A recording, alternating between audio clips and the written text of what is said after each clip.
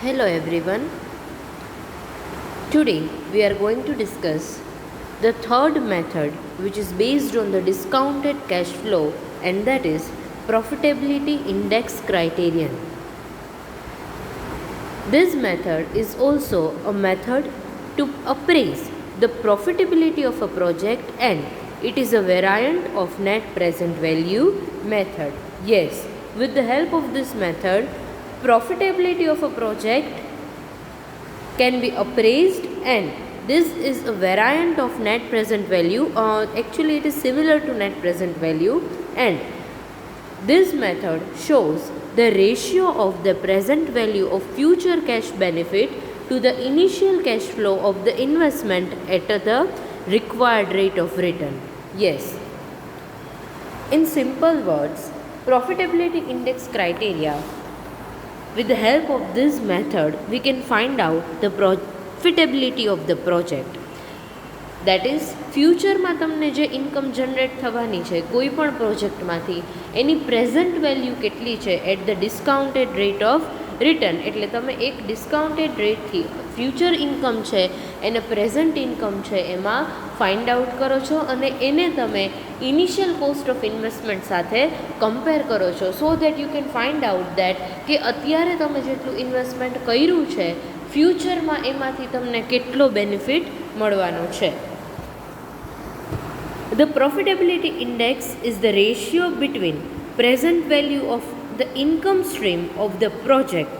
એટલે કોઈ પણ પ્રોજેક્ટમાંથી જે ઇન્કમ થવાની છે એની present value and which is discounted at a given rate. એ ફ્યુચર ઇન્કમને તમે જે ગિવન રેટ છે એનાથી ડિસ્કાઉન્ટ કરશો, and the initial cost of the investment, એટલે ડિસ્કાઉન્ટ કરી અને એની જે ઇનિશિયલ કોસ્ટ ઓફ ઇન્વેસ્ટમેન્ટ છે એની સાથે એની કમ્પેર કરીને એનો રેશિયો ફાઇન્ડ આઉટ કરશો.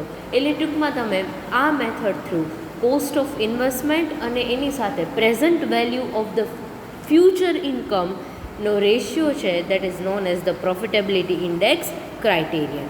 નાઉ, here is the formula with the help of which we can calculate the profitability index of a project. It is profitability index is equals to present value of cash inflows of a project during its lifetime. Lifetime સાથે આવશે, એ થોડું separate થઈ ગયું છે. Yes, present value of cash inflow of a project during its lifetime means કે see for example કોઈ એક project છે એની લાઈફ 5 યર્સની છે, તો આ 5 યર્સમાં જેટલી પણ કેશ ઇનફ્લો છે એને તમે અહીંયા કન્સિડર કરશો, divided by cost of investment. એની સાથે એ પ્રોજેક્ટ માટે તમે કેટલું ઇન્વેસ્ટમેન્ટ કર્યો છો એને ડિવાઈડ કરશું, એટલે આપણને પ્રોફિટેબિલિટી ઇન્ડેક્સ છે એ મળી જાય.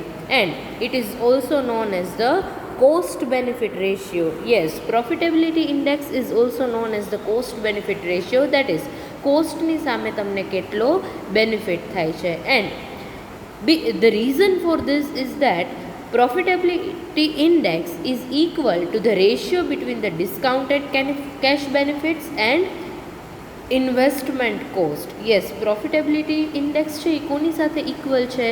તો ડિસ્કાઉન્ટેડ કેશ બેનિફિટની સાથે આપણે ઇન્વેસ્ટમેન્ટ કોસ્ટને ડિવાઈડ કરીએ તો પ્રોફિટેબિલિટી ઇન્ડેક્સ મળે. So both are equal, and that is why it is known as cost benefit ratio.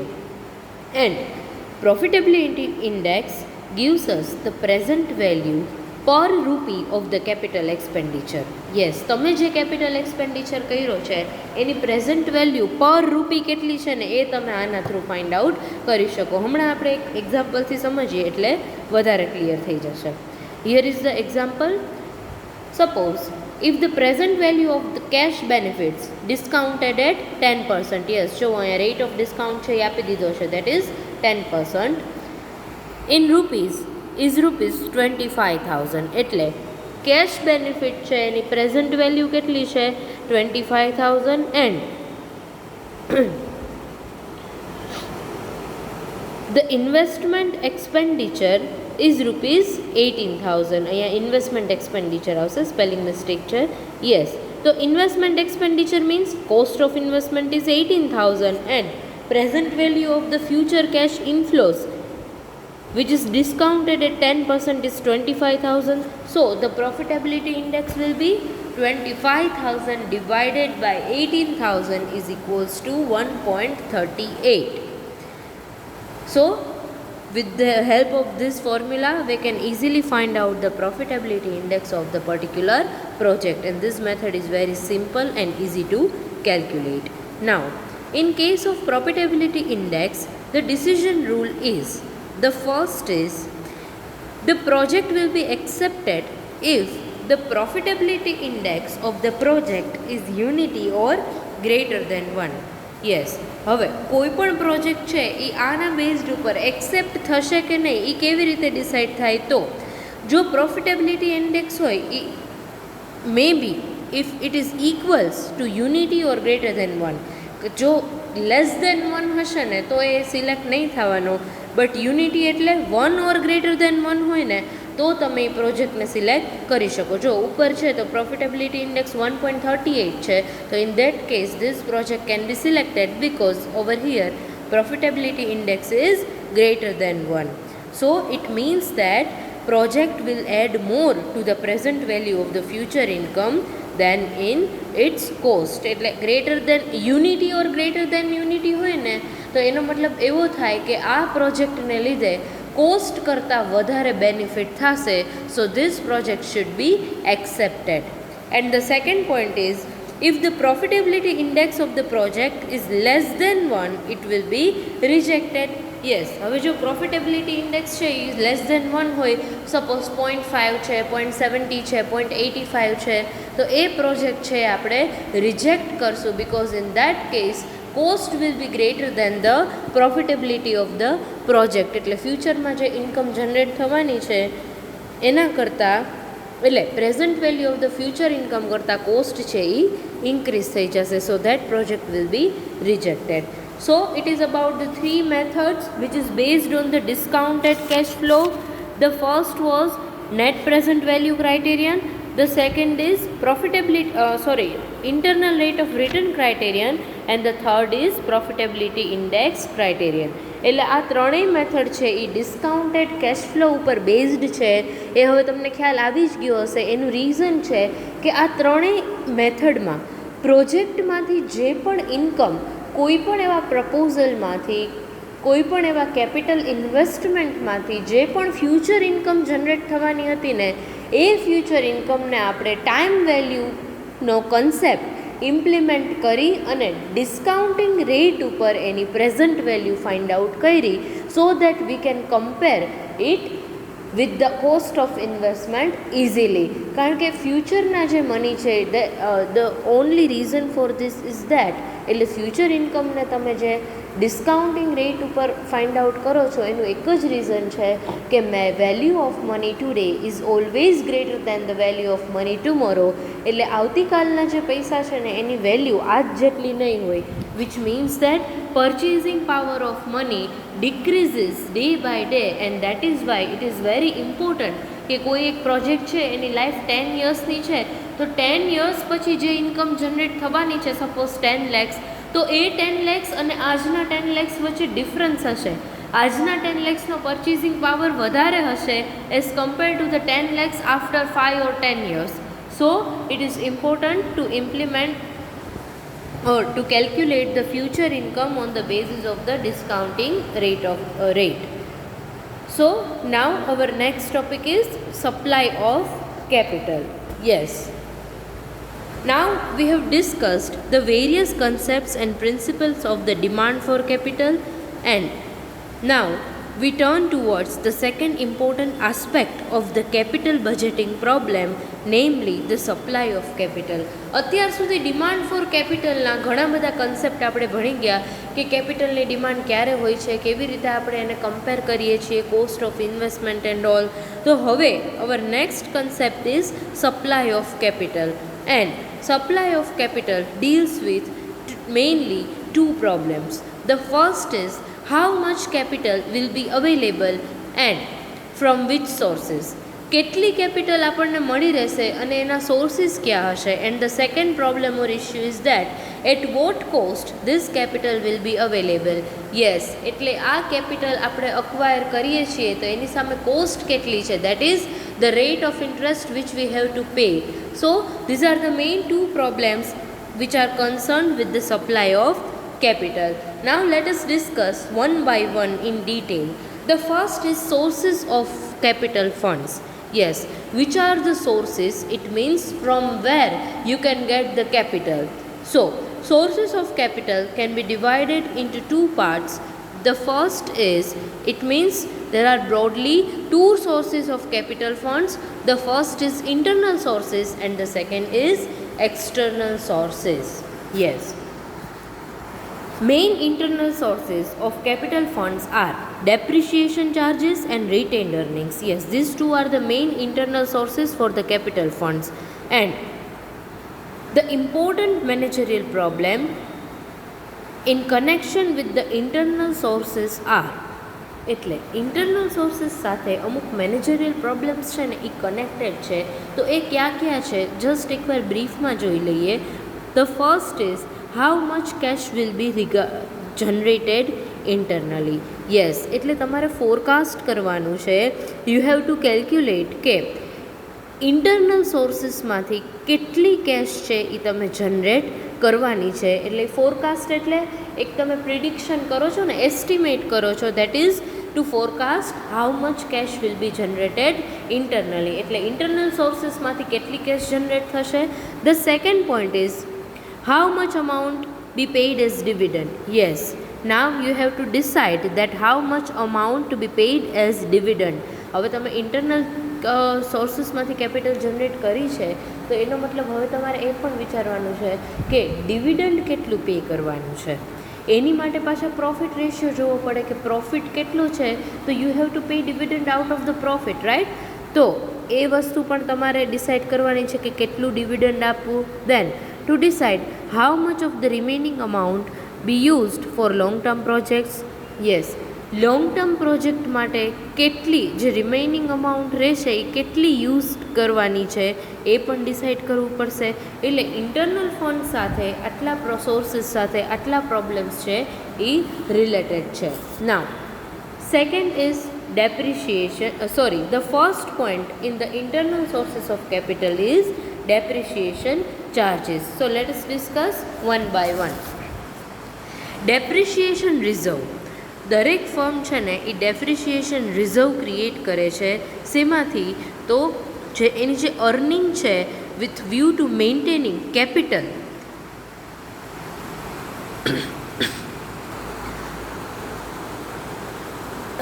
For the replacement of the capital. કોઈ પણ ફર્મ છે ને એ ડેપ્રિશિએશન રિઝર્વ શું કામ ક્રિએટ કરતી હોય છે કે જે એક્ઝિસ્ટિંગ કેપિટલ છે કાં તો એમાં કોઈ રિપેરિંગની રિક્વાયરમેન્ટ હોય તો ઓર તમારે એને રિપ્લેસમેન્ટ કરવું પડે. બિકોઝ મશીનરીઝ છે તો એની એક લાઈફ હોય, એના પછી રિપ્લેસમેન્ટ ઇઝ રિક્વાયર્ડ કે ઓલ્ડ મશીનરી છે એને ન્યૂ મશીનરી સાથે રિપ્લેસ કરી દે. So the adequation of the depreciation charges will depend on the purpose for which they are created. એટલે આ જે ડેપ્રિશિએશન રિઝર્વ છે ને એ કેટલું હશે એ શેના ઉપર ડિપેન્ડ કરે કે કયા પર્પઝ માટે તમે એને ક્રિએટ કર્યું છે. For that two purpose may be there.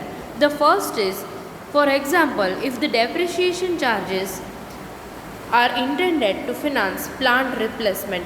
It means કે depreciation charges છે એ પ્લાન્ટ રિપ્લેસમેન્ટ માટે તમે કર્યા છે તો એનો મતલબ એમ કે એ ડેપ્રિશિએશન ચાર્જીસ છે એ રિઝર્વનો યુઝ છે એ એક્ઝિસ્ટિંગ એક્વિપમેન્ટ્સ છે એને ચેન્જ કરવામાં જ યુઝ થશે. એટલે કે તમારે જે નવું એક્વિપમેન્ટ્સ લેવાનું છે, નવી મશીન લેવાની છે તો એના પ્રાઇઝીસ કેટલા હશે તો એના અકોર્ડિંગ તમે ડેપ્રિશિએશન ચાર્જીસ છે એમાં રેકોર્ડ કરેલા હશે. કે સપોઝ અત્યારે જે મારી એક્ઝિસ્ટિંગ પ્લાન્ટ છે એની પ્રાઇસ 5 lakhs રૂપીસ છે અને હું જો નવું પરચેસ કરીશ તો એની પ્રાઇસ છે એ અરાઉન્ડ 4 to 6 lakhs હશે તો મારા ડેપ્રિશિએશન ચાર્જીસ છે એ એટલા રેકોર્ડ કરેલા હશે. તો આ ફર્સ્ટ પર્પઝ થઈ જાય છે કે જો તમે આ ડેપ્રિશિએશન ચાર્જીસ છે એ શું કામ રાખો છો કે શું કામ સારું રિઝર્વ રાખો છો કે જે તમારો પ્લાન્ટ છે એક્ઝિસ્ટિંગ એને રિપ્લેસ કરવા માટે. And the second purpose is that if the depreciation charges are intended to maintain the financial strength of the firm, then the depreciation fund should be adequate to meet with the target of the future growth rate of the firm. એટલે જો તમે આ replacement માટે નથી રાખ્યું તો એનો મતલબ એમ કે તમે આ ડેપ્રિસિએશન ફંડથી ફર્મની જેટલી રિક્વાયરમેન્ટ છે અને જે future growth rate of firm છે એ તમે અચીવ કરી શકશો. સો ડેપ્રિસિએશનમાંથી પણ તમને ફંડ છે એ અવેલેબલ હોય છે, એટલે ડેપ્રિસિએશન રિઝર્વ છે.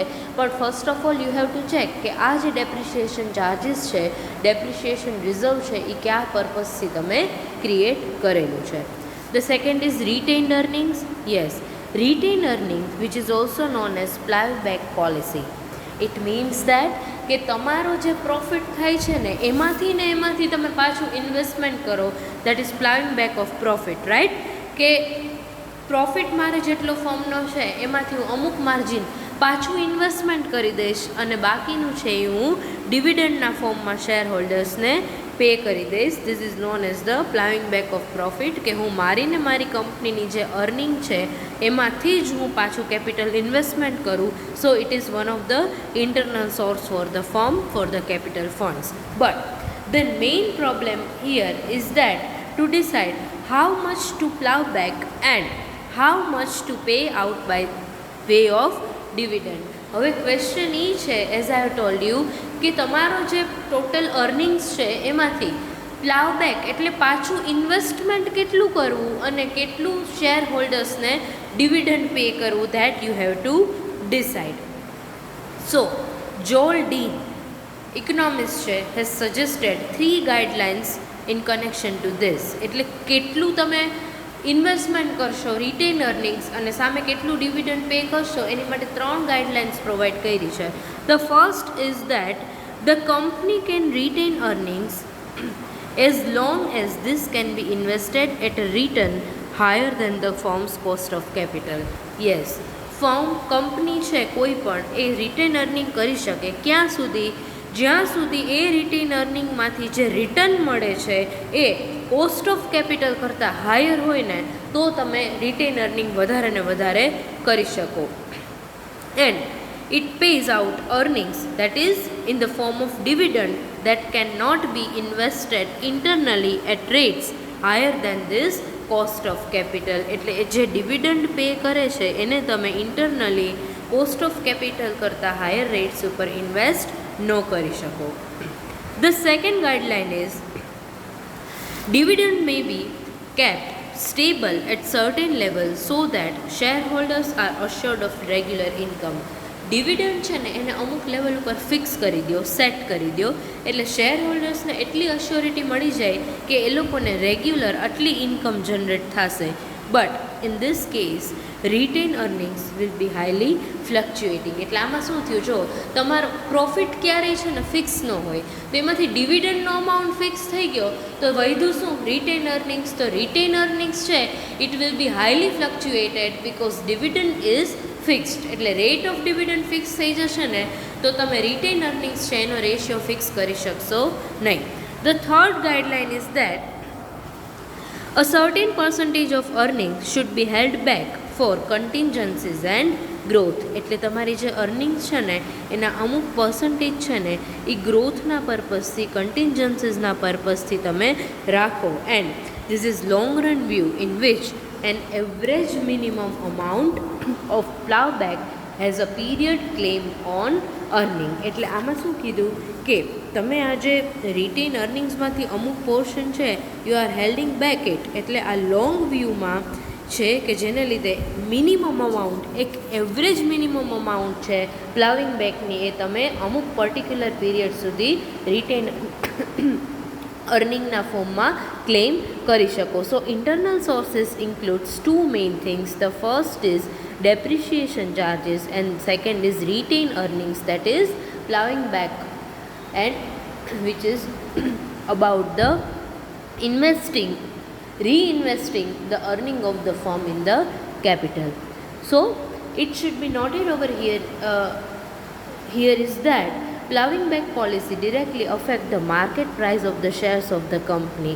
Yes, a plowing back policy છે, રિટેન અર્નિંગ્સ એ કંપનીની જે માર્કેટ પ્રાઇસ છે ને શેર્સની એને ડિરેક્ટલી અફેક્ટ કરે છે. And there are also evidences in support of the hypothesis that because of the plowing back of the profit, the shareholder has received less dividend, and it will lead to depress the market price of the shares, and because of that cost of the capital increases.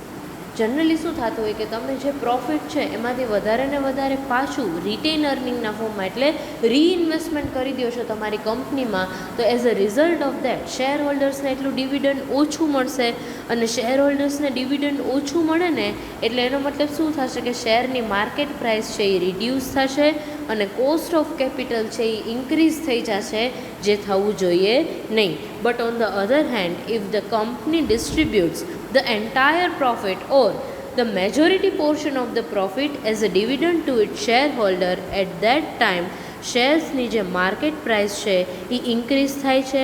It will lead to increase in the development and growth of the company, એટલે કંપનીનું જે future development છે, growth છે એ પણ સારું બને છે, એટલે એનાથી એને ઇફેક્ટ થાય.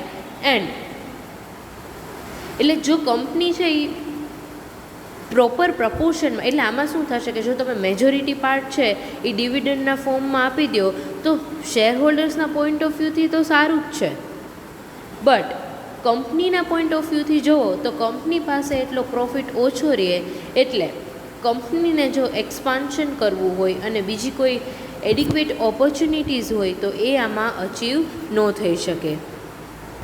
સો શેર હોલ્ડર્સને તો વધારે ડિવિડન્ડ મળે એ સારું જ કહેવાય, પણ જો વધારે ને વધારે ડિવિડન્ડ છે એ શેર હોલ્ડર્સને ડિસ્ટ્રીબ્યુટ કરી દે આઉટ ઓફ ધ પ્રોફિટ, તો શું થશે કે કંપની માટે કોઈ ફ્યુચર ડેવલપમેન્ટ અને ગ્રોથની કોઈ સ્કોપ જ ન રહ્યો, બિકોઝ કંપની પાસે હવે કોઈ ફંડ જ છે નહીં, તો એ એના શેર માર્કેટ ઉપર એડવર્સ ઇમ્પેક્ટ કરશે અને કંપનીની ઇમેજ છે એ unfavorable થઈ જશે in the capital market, which should not be done.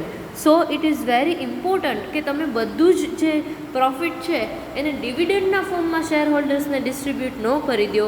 You should not distribute the majority portion of the profit in the form of dividend, because all this will lead to reduction in the share price of the company in the market.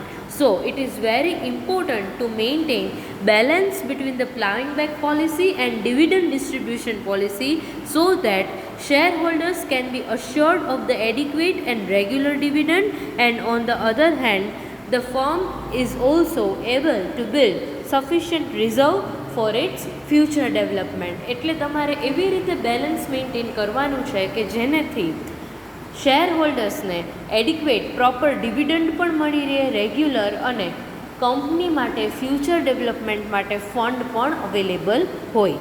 So this is about the internal sources of the capital. Now hour next topic is external sources. Yes, external sources of the supply of capital depends on other things, on the state of capital market. Yes, હવે external sources છે ને એ કયા કયા factors ઉપર depend કરે છે એ આપણે discuss કરીએ. That is state of capital market. Capital માર્કેટની સિચ્યુએશન અત્યારે કેવી છે તો તમને ત્યાંથી મની મળે. Then place of the company in the capital market. Yes, કંપનીની પ્રેસ્ટીજ, ગુડવિલ કેવી છે ને એના ઉપર પણ ડિપેન્ડ કરે કે તમને બહારથી પૈસા મળશે કે નહીં. જો કંપનીની ગુડવિલ સારી ન હોય, કંપની સાવ અત્યારે લોસમાં ચાલતી હોય તો કોઈ મની પ્રોવાઈડ ન કરે.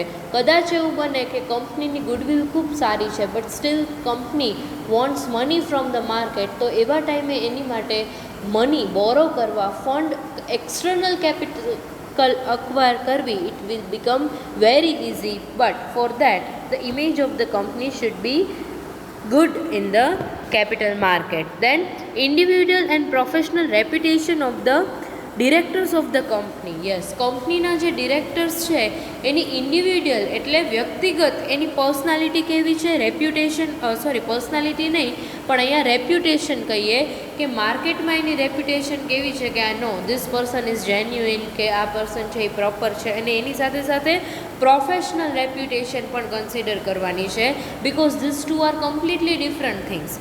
ઇન્ડિવિડ્યુઅલ રેપ્યુટેશન એટલે એ એઝ અ પર્સન કેવા છે, એની રેપ્યુટેશન કેવી છે, છાપ કેવી છે, એન્ડ પ્રોફેશનલ એટલે કંપનીના ફોર્મમાં એની રેપ્યુટેશન કેવી છે એ કન્સિડર કર્યા પછી જ તમને external sources through capital acquire કરી શકો.